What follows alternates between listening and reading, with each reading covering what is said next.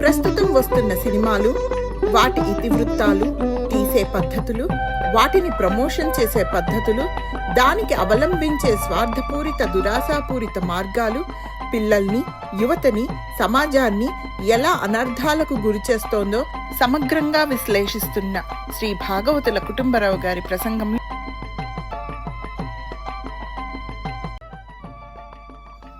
అయితే మనము ఈ సందర్భంలో ఎలా ఆలోచించాలి, దానికి నేను 3 రకాలైన గురువులు అంటే ఫిలాసఫర్స్ యొక్క విషయం చెప్తాను. ఒకటి స్వామి వివేకానంద.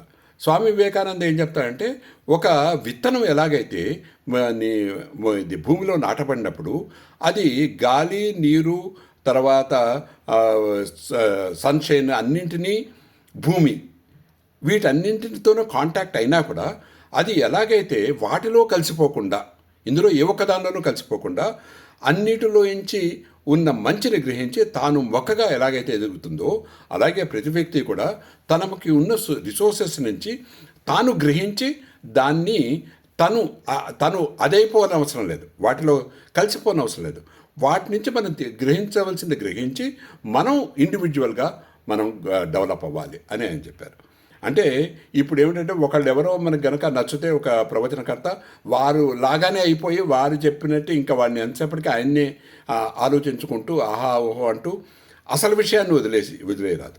అందులో మంచిని మనం గ్రహించాలి. నిజానికి నేను ఆలోచిస్తే, నేను అంటే ఈ విషయంలో కనుక చెప్తే, కొంతమంది ప్రవచనకర్తల్ని నేను అభిమానించినప్పటికీ, అయితే నేను ఆలోచించినప్పుడు కొన్ని అవి అప్లికబిలిటీ కరెక్ట్ కాదు అని అనిపిస్తూ ఉంటుంది.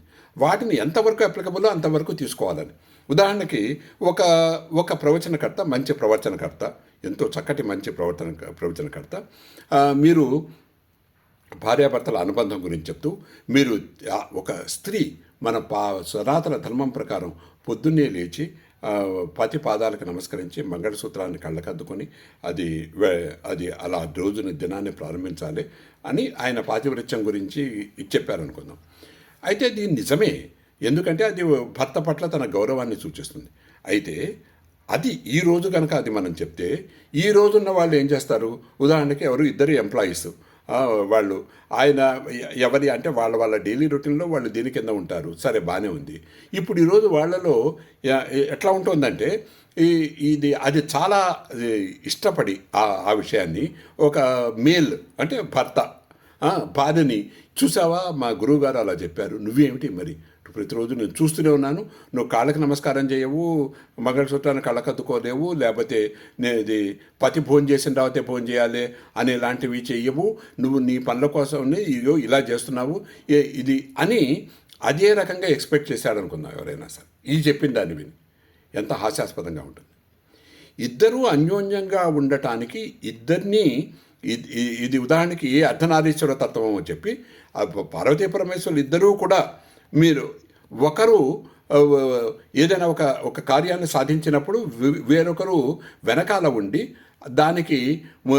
దీనికి అంటే వారికి సహకారం అందిస్తూ ఉంటారు. ఒకప్పుడు ఒకళ్ళు గొప్ప కావచ్చు అనేలాంటివి చెప్పారనుకుందాం. అది రెలవెంట్గా ఉంటుంది.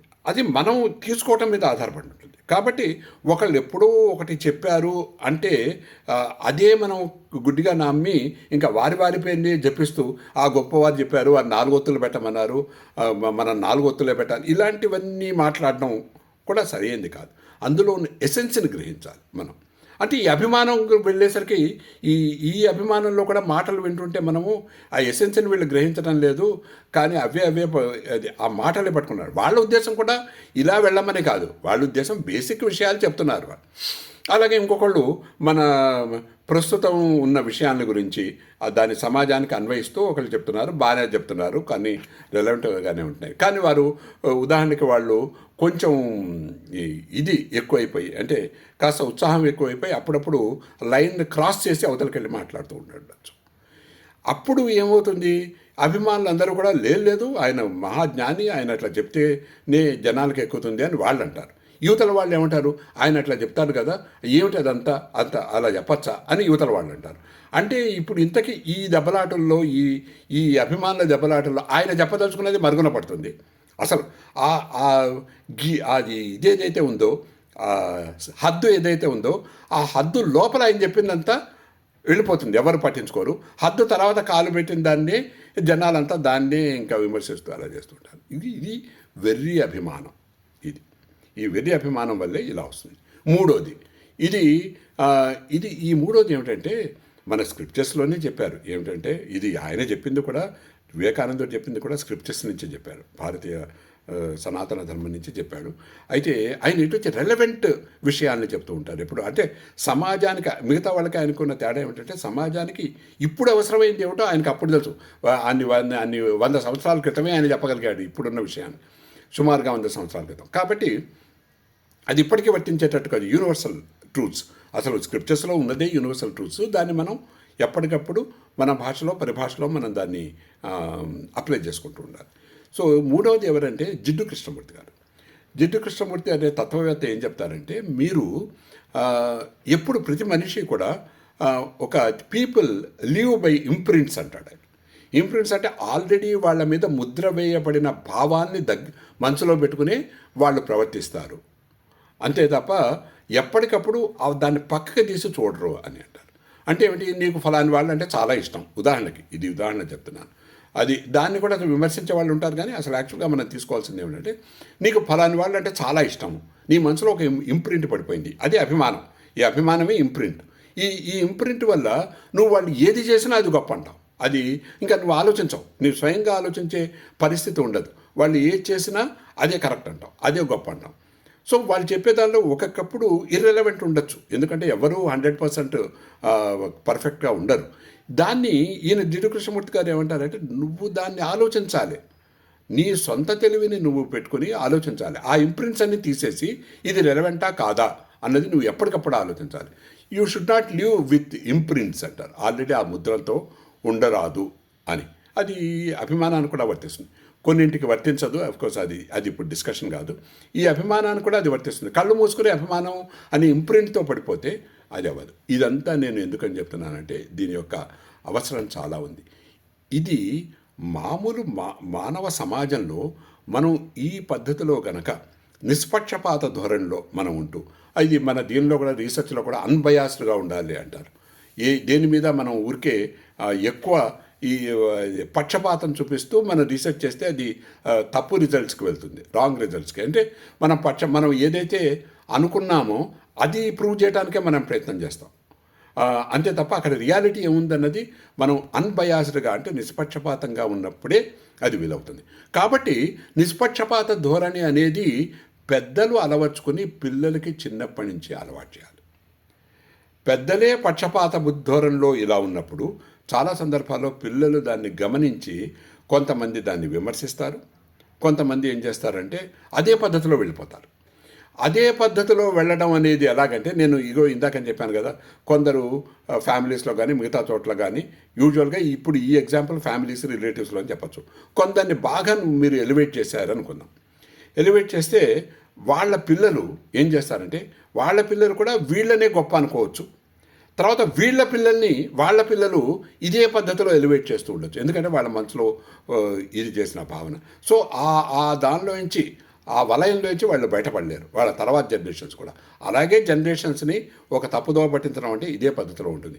ఇక్కడ మన ఫిలిమ్స్లో కూడా అదిగా జరుగుతుంది. తండ్రి ఒక హీరో, ఆయనకి అభిమానులు ఉన్నారు, ఆయనది అయిపోయింది, ఇదే అయిపోయింది. కొడుకు ఇంకొక హీరో, వీళ్ళు తర్వాత జనరేషన్ వీళ్ళు కొడుకు కూడా అభిమానులే.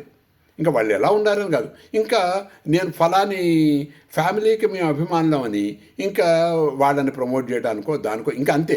ఇంకా వీళ్ళ సొంత అభిప్రాయము, వీళ్ళు సొంతంగా జీవితంలో మనకున్నది ఏమిటి, మన యాక్చువల్గా మన టాలెంట్స్ ఏమిటి, మనం దాన్ని ఎలా డెవలప్ చేసుకోవాలి, మనం దీన్ని కేవలం ఎంటర్టైన్మెంట్ వరకే చూస్తూ మనకు అభిమానం ఉన్న వ్యక్తిని మనం వెళ్ళి వాళ్ళవి చూస్తూ ఉండొచ్చు, ఎంజాయ్ చేస్తూ ఉండొచ్చు. మళ్ళీ యువతలకు వచ్చిన తర్వాత మన లైఫ్ మనదే, మనం చేయవలసింది మనదే అన్న విషయము వీళ్ళు ఆలోచించే స్థాయికి వీళ్ళని తీసుకెళ్లాలంటే ఫస్ట్ మనం ఇదంతా రియల్ లైఫ్లో మనం ప్రిపేర్డ్గా ఉంటూ ఇవన్నీ వాళ్ళకి చెప్తూ, చిన్నప్పటి నుంచే వాళ్ళకి ఈ విషయం చెప్తూ, వాళ్ళ కళ్ళ ముందర కనుక మనం ఇంపార్షియల్గా ఉండటం అనేది వాళ్ళ కళ్ళ ముందర కనుక మనం ప్రజెంట్ చేయగలిగితే న్యాచురల్గా అది వెళ్ళే అవకాశం ఉంది. ఇది కాన్సెప్చువల్. అంటే ఇది ఒక్క రోజులో అయిపోతుందని కాదు. నేను ఇందాకని చెప్పినట్లు కాన్సెప్ట్ నుంచి బేస్ అయ్యే ఏదన్నా వెళ్తుంది. అంటే ఒక భావన నుంచే మనము ఒక వ్యవస్థని రూపొందించవచ్చు. ఆ భావనని ఫస్ట్ మనం బిల్డప్ చేయాలి. ఆ భావనలో ఎప్పుడైతే లోపాలు ఉన్నాయో వ్యవస్థ కూడా లోపభూయిష్టంగానే తయారవుతుంది. ఫస్ట్ ఈ భావన, అభిమానము, దురభిమానము, ఇంకొకళ్ళ పట్ల అనవసరమైన ద్వేషము, అపతి, వాళ్ళ పట్ల నిరసన, ద్వేషము, వాళ్ళు మంచివాళ్ళైనా, వాళ్ళు మంచి పనులు చేస్తున్నా, వాళ్ళలో మంచి ఉన్నా, ఎంత ఉన్నా కూడా అది మనము ద్వేషించడము, ఏదో ఒక పద్ధతిలో దాన్ని అణిచివేయాలని కానీ, దానికి అడ్డం రావాలని కానీ ప్రయత్నించడము, ఇదంతా కూడా అనర్థాలకి దారి. దీన్ని ఈ రకంగా అభిమానము, దురభిమానము మధ్య తేడా కనుక్కొని అన్ని రంగాల్లో, కుటుంబం, రిలేటివ్స్, తర్వాత అదేవిధంగా వర్క్ ప్లేస్, తర్వాత ఇది ఇప్పుడు గవర్నమెంట్లో కూడా అంతే. ఇప్పుడు ఉదాహరణకి ఎవరైనా ఒక నాయకుడు తన అధికారంలో ఉన్నప్పుడు జనాలకు అందరికీ బాగా ఉచితంగా డబ్బులు పనిచేశాడు అనుకుందాం ఉదాహరణకి. ఎవరైతే అది లాభించారో వాళ్ళందరూ కూడా అతనికి గుడ్డిగా అభిమానులు అయిపోతారు. ఎట్లా అభిమానులు అయిపోతారంటే అతని కోసం వాళ్ళు తమ జీవితాన్ని కూడా ఇది చేయడానికి, వదిలేయటానికి, అంటే అలా వాళ్ళ కోసమని దెబ్బలాడడానికి కూడా వీళ్ళు, దెబ్బలాడడం అంటే ఏం లేదు, ఎంత త్యాగం చేయడానికైనా వెనకాడరు. ఎందుకంటే అతను అధికారంలో ఉన్నప్పుడు తనకి అంతా కూడా ఉచితాలు ఇచ్చాడు కాబట్టి, దానివల్ల లాభించారు కాబట్టి, అంతే. ఇంకా గుడ్డిది, ఇంకా అవతల వాళ్ళు బాగా చేస్తున్నారా, ఇంకొకళ్ళు ఎవరైనా ప్రభుత్వంలోకి వస్తే వాళ్ళు బాగా చేస్తున్నారా, ఇదంతా వాళ్ళకి అనవసరం. ఇదంతా పూర్తిగా వాళ్ళకి ఇమ్మెటీరియల్. ఏమిటంటే వాళ్ళకి అది లాభించారు కాబట్టి అభిమానం ఏర్పరచుకున్నారు. జిడ్డు కృష్ణమూర్తి గారు చెప్పినట్లు అదొక ఇంప్రింట్. ఆ ఇంప్రింట్తోనే బతుకుతారు ఎంతకాలమైనా సరే. ఆ ఇంప్రింట్స్ నుంచి బయటికి వెళ్ళలేరు. కాబట్టి ఇదంతా కూడా మా సైకలాజికల్ ఆస్పెక్ట్. నేను ఇంతకుముందు చెప్పాను, దీన్ని ఏదో ఒక యాంగిల్లో మనం డీల్ చేస్తే లాభం లేదు.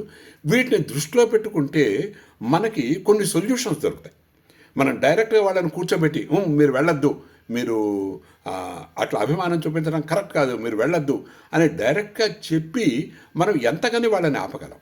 ఆ కాన్సెప్ట్ని మార్చాలి. కాన్సెప్ట్ని మార్చడానికి చిన్నప్పటి నుంచో, మనం ఎప్పుడు అవసరమో అప్పటి నుంచో మనం ఫాలో అవుతూ, మనం ఈ కాన్సెప్ట్ని ఫాలో అవుతూ వాళ్ళని కూడా మార్చడానికి ప్రయత్నం చేయాలి. ప్రతి ఒక్కరు కూడా తమ పరిధిలో ఉన్నవారు ఎవరైతే ఉన్నారో, ఎవరినైతే తాము ఈ విషయాల్లో ఇన్ఫ్లుయెన్స్ చేయగలమో అటువైపు వాళ్ళని ఆ పద్ధతిలో ఆలోచించేటట్టు చూడాలి. ఫస్ట్ మనం మారాలి. మొట్టమొదటి విషయం ఇదే. మనం పిల్లల్ని ఊరికే ఇది కొంచెం ఇంకా అడోలసెన్స్ లేదా ఎక్కువ ఆలోచన పరిస్థితి లేని పిల్లల్ని మనం బ్లేమ్ చేయరాదు. ఇన్ని రకాలుగా దురభిమానం మనమంతా అన్ని రంగాల్లోనూ అన్ని ప్రదేశాలను చూపిస్తున్నప్పుడు, సో ఏది అంటారు, as you so you reap అన్నట్లుగా ఏ మొక్క నాటుతామో అదే ఏ విత్తనం నాటుతామో అదే మొక్క అవుతుంది.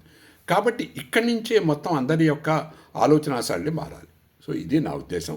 అయితే ఇందులో నేను ఈ కాన్సెప్ట్ గురించే చెప్పాను. ఇదొకటే సొల్యూషన్ నేను కాదు. నిజానికి చాలా రకాలుగా దీన్ని ఈ ప్రాబ్లమ్ని, అంటే ఈ ప్రస్తుతం ఉన్న ప్రాబ్లమ్ని డీల్ చేయాల్సిన అవసరం ఉంది. ఇంకొక ఇంపార్టెంట్ దాన్ని నెక్స్ట్ ఎపిసోడ్లో నేను డిస్కస్ చేస్తాను. నమస్తే.